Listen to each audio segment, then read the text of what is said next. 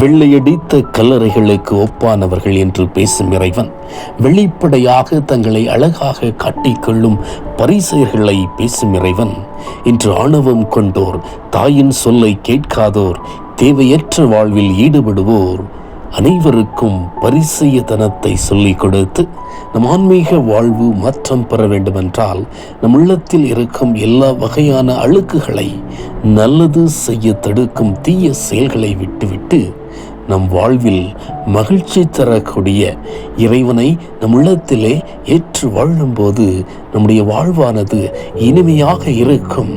அப்படி ஏற்று வாழாதவருக்கு ஒரு தாயை போல அன்பை சொல்லி, பண்பை சொல்லி கொடுப்பவராக வருகின்றார். ஆன்மீகத்தை காப்பவராக வருகின்றார். அப்படி யாரும் நினைத்து பார்க்காத, சொல்ல முடியாத அளப்பரிய அன்பை தன் மகனுக்கு கொடுத்தவர்தான் புனித மோனிகா. இறைவனை ஆடையாக பெற வேண்டும் என்ற தாகத்தில் தன் மகனின் ஆன்மீகத்தை காத்தவர்தான் புனித மோனிகா. புனித மோனிகா உதவா கரையாக ஊதாரி மைந்தனை நல்ல மகனாக உருவாக்கியவர். சகதிக்குள் கிடந்த சரித்திரத்தை அரியணையில் அமர வைத்தவர். களைகளும் புதர்களும் நிறைந்த விளைநிலத்தை திருத்தி நல்ல நிலமாக்கியவர். காணாமல் போன ஆட்டை கண்டுபிடித்து கத்தோலிக்க திரு அவைக்கு கொடுத்தவர். ஒருபுறம் பாவ சேற்றில் புரண்ட மகன், மறுபுறம் ஒழுக்கமற்ற பண்பாடற்ற கணவர் என இருவரையும் தன்னுடைய வலிமையான இடைவிடா ஜெபத்தால் மனமாற்றி தாய் திரு அவைக்கு தந்தவர். அவர்களுக்கு மீட்பை கற்றுக் கொடுத்தவர். புனித மோனிகா வடக்கு ஆப்பிரிக்கா நாட்டில் உள்ள ஹிப்போ என்கிற நகரில் கிபி 332 பிறந்தார். குழந்தை பருவம் முதல் பக்தியிலும் பண்பிலும் அறிவிலும் சிறந்து விளங்கினார். அவர் தாய் வழியாக இரவு விழித்திருந்து ஜெபிக்கவும், ஏழை எளியவர் மீது அக்கறை காட்டவும் கற்றுக்கொண்டார். தனக்கு கிடைக்கும் உணவை சேகரித்து எல்லாதோருக்கு பகிரும் பழக்கம் அவரிடம் இயல்பாகவே இருந்தது. அவர் திருமண வாழ்வை தவிர்க்க விரும்பினாலும் பெற்றோர் விருப்பத்திற்கு கீழ்ப்படைந்து மணந்து கொள்ள சம்மதம் தெரிவித்தார். ஆனால் அவரின் மன வாழ்வு மகிழ்ச்சியாக அமையவில்லை. காரணம், அவருடைய கணவர் பேட்ரிக். அவர் முற்றிலும் மாறுபட்டவராக விளங்கினார். அவர் ஒரு கோபக்காரர், ஒழுக்கக்கேடானவர், ஏராளமான தீய பழக்கங்கள் கொண்டவர். மோனிகாவின் பக்தி முயற்சிகளுக்குள் ஜெப வாழ்வுக்கும் எப்போதும் இடையூறாக விளங்கினார். மோனிகா ஆலயத்திற்கு செல்ல தயாராகும் போது அதை தடுக்கும் பொருட்டு வீட்டில் ஏதாவது வேலை செய்ய சொல்வார். கணவருக்கு பயந்து அவரால் ஆலயத்திற்கு செல்லாத நிலை ஏற்படும். மோனிகா தவக்காலம் மற்றும் ஏனைய நாட்களில் நோன்பு கடைபிடிக்கும் போது தன்னுடைய நண்பர்களோடு வீட்டில் விருந்து ஏற்பாடு செய்வார். பேட்ரிக் மோனிகா ஏழைகளுக்கு உதவி செய்ய முன்வரும் போது அதற்காக உறுதுணையாக இருக்க மறுப்பார். தன்னுடைய குழந்தைகளுக்கு அருட்சாதனம் வழங்க வேண்டும் என மோனிகா ஆர்வம் காட்டிய போது பேட்ரிக் அக்கறை பெற்று இருந்தார். அவரின் ஒத்துழைப்பின்மையால் வளரும் குழந்தைகளுக்கு தக்க வேளையில் அருட்சாதனங்கள் வழங்க இயலாத நிலை ஏற்பட்டது. மூத்த மகனான அகஸ்தினார் வளரும் பருவத்தில் அறிவோடும் திறமையோடும் வளர்ந்து வந்தார்.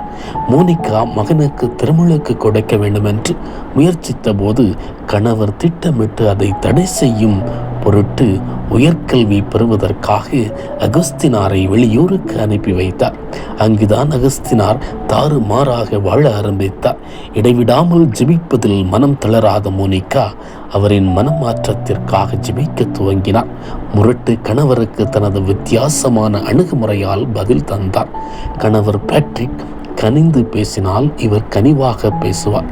அவர் ஆத்திரமாக நடந்து கொண்டால் இவர் அடங்கி போவார். அவர் வெகுண்டெழுந்தால் இவர் விவேகமாக நடந்து கொள்வார். அவர் கசப்போடு நடந்து கொண்டால் இவர் கரம் பிடித்து நடக்க முயற்சிப்பார். கணவர் எவரிடமும் விட்டு கொடுக்க மாட்டார். அவர் விரைவில் மனம் மாறுவார் என்று நம்பினார். அவருக்காக இடைவிடாமல் பல வருடங்கள் ஜெபித்தார். மோனிகா பேட்ரிக்கை விட உயர்வான கல்வியை பெற்றிருந்தார்.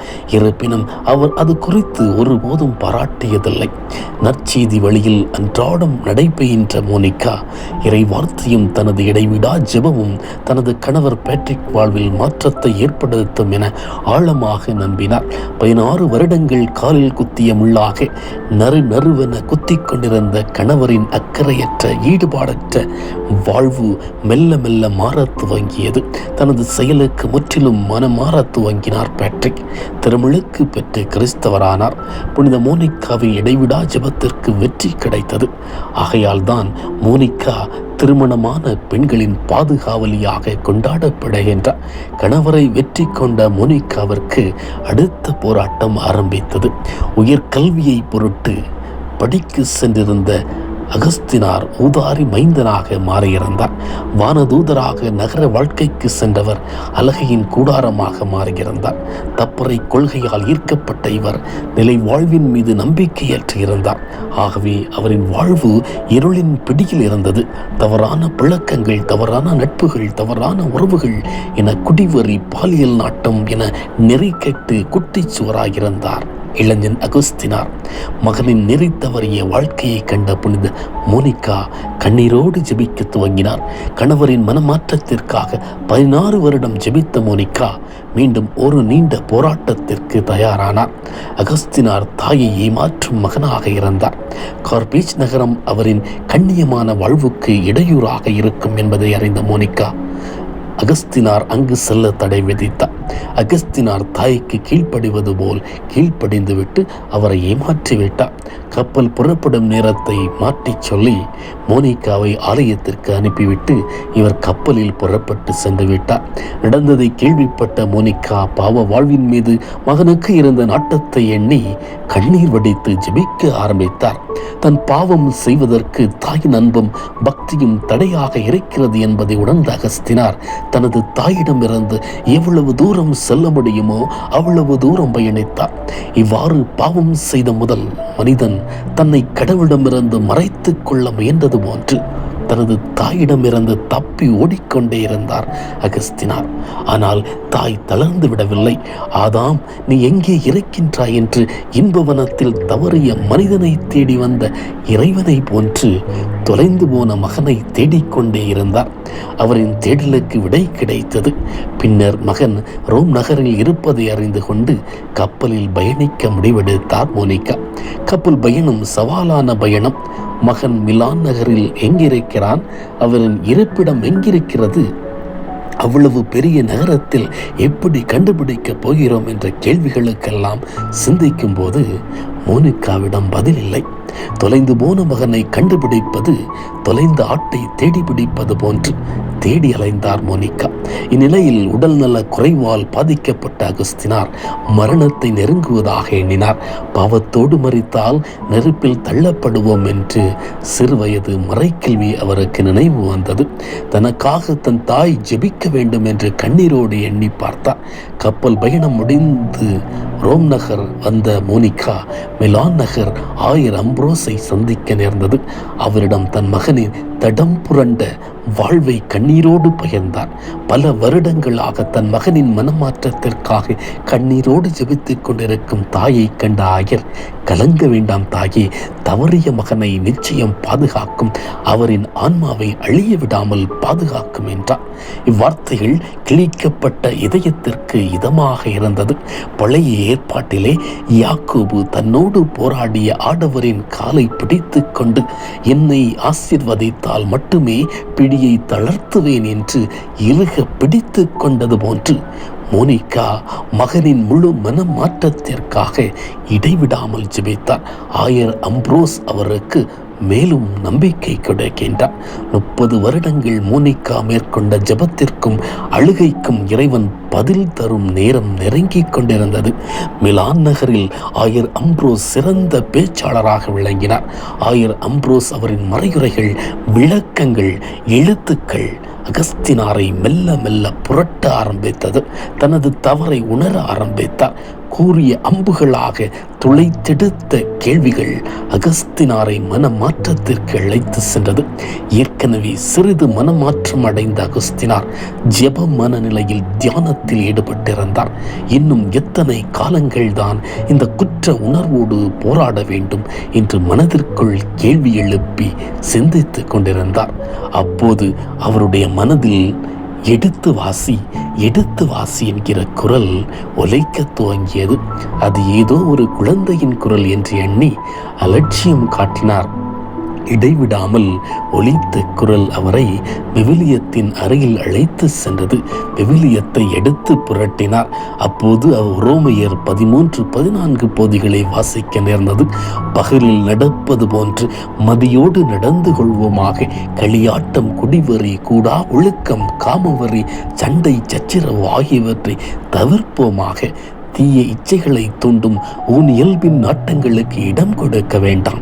இயேசு கிறிஸ்துவை அணியுங்கள் என்கிற பகுதியை வாசித்ததும் இறை வார்த்தை தனக்காக சொல்லப்பட்டது என்பதை உணர்ந்தார்.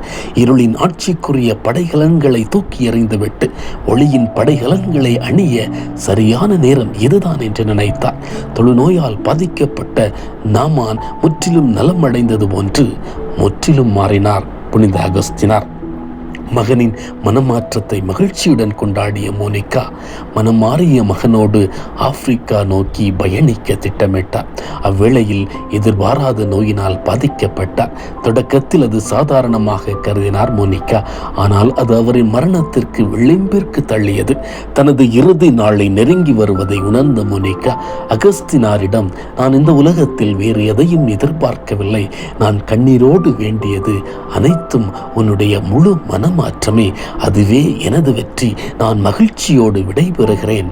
ஒவ்வொரு முறை திருப்பலியின் போது பீடத்தில் நிற்கும் போது மறவாமல் என்னை நினைவுகூர் என்று தனது இறுதி ஆசிரை மகனிடம் வெளிப்படுத்திய பின் விண்ணக வீட்டுக்கு திரும்பினார் மோனிகா.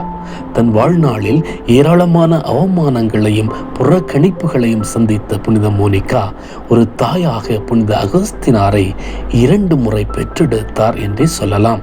10 மாதங்கள் கருவில் சுமந்து மண்ணகத்தில் நிலையில்லா வாழ்வுக்கு பெற்றெடுத்தார். 30 வருடங்கள் இதயத்தில் சுமந்து விண்ணகத்தில் நிலை வாழ்வுக்கு பெற்றெடுத்தார். இந்த வியக்கத்தக்க தாய் நாமும் மனமாற்றத்திற்காக ஜெபித்தால், ஆன்மாவை இறைவனிடம் சேர்க்க அக்கறை காட்டினால், இறைவனை பற்றி பிறரிடம் எடுத்து சொன்னால், நாமும் நாளைய மோனிகா தான் என்ற சிந்தனையிலே இன்றைய நாளை வாழ்வோம்.